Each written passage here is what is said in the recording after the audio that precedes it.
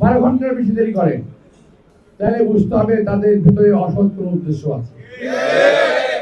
আমরা কোনো অসৎ উদ্দেশ্যের প্রশ্রয় আমরা দেব না। দরকার পড়লে নির্বাচন আগেই আমরা আন্দোলন করে তুলব।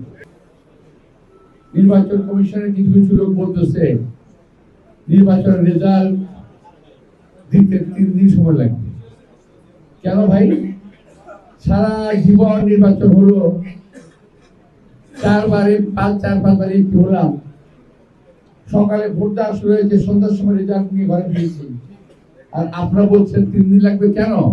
কাকে জিতাতে চান? আমি জানতে চাই তারা কাকে জিতাতে চায়।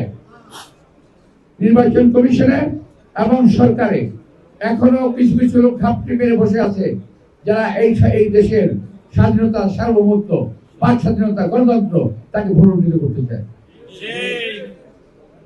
আমাদের সেই লোকগুলোকে বাছাই করতে হবে, এখন থেকে তাদের বিরুদ্ধে ব্যবস্থা নিতে হবে। আমি সরকারকে অনুরোধ জানাবো, যারা এমন কথা বলেন এর পিছনে কি উদ্দেশ্য আছে সেটা দয়া করে আপনারা বের করবেন। 3 দিন কেন লাগবে আমি জানি না। এটা কি আমাদের মহাদেশ? আমাদের একটা দেশ, ছোট্ট একটা দেশ, সারা জীবন নির্বাচন করেছি, বিকালবেলা সন্ধ্যার মধ্যে ভোটের রেজাল্ট হয়ে গেছে। খুব বেশি হলে ব্যালট পেপার 2 ঘন্টা দেরি হয়েছে, 2 ঘন্টা ম্যাক্সিমাম। কিন্তু এখন বলছেন 3 দিন লাগবে। তার মানে হলো হাসিনা করছিল এক স্টাইলে, আপনারা করতে চান আর স্টাইলে। আমার বক্তব্যটা দয়া করে রেকর্ড করে রাখবেন, কথা আজকে আমি বলছি। যদি 3 দিনে তারা ভোটের রেজাল্ট দিতে চায়, যদি 24 ঘন্টা তো নয়, 12 ঘন্টার বেশি দেরি করে, তাহলে বুঝতে হবে তাদের ভিতরে অসৎ কোনো উদ্দেশ্য আছে। আমরা কোনো অসৎ উদ্দেশ্যের প্রশ্রয় আমরা দেব না। দরকার পড়লে নির্বাচন আগেই আমরা আন্দোলন করে তুলব। কোন রকম অসভ্যতা, কোন রকম ফাইজলামির কারণে এই দেশের মানুষের অর্জিত গণতান্ত্রিক অধিকারকে আমরা কারো হাতে ভুলুণ্ঠিত হতে দেব না, কোনো আমলার হাতে ভুলুণ্ঠিত হতে দেব না।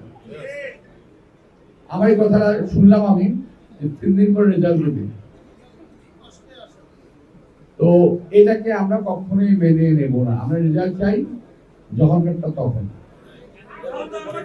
রেজাল্ট নিয়ে কাগজটা হাতে নিয়ে ঘরে ফিরবো, ঘোষণা তখন আমরা এলাকার ভিতরে শুনবো। ঘোষণা না দিয়ে কোন পোলিং এজেন্ট ঘরে ফিরবে না।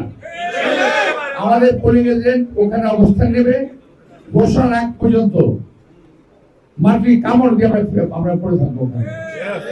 আমাদের পোলিং এজেন্টদেরকে এবার শক্ত হতে হবে, সত্যি ভূমিকা নিতে হবে। কারণ আপনাদের বুঝতে হবে যে বিএনপির বিরুদ্ধে এখন পর্যন্ত ষড়যন্ত্র বন্ধ হয় নাই।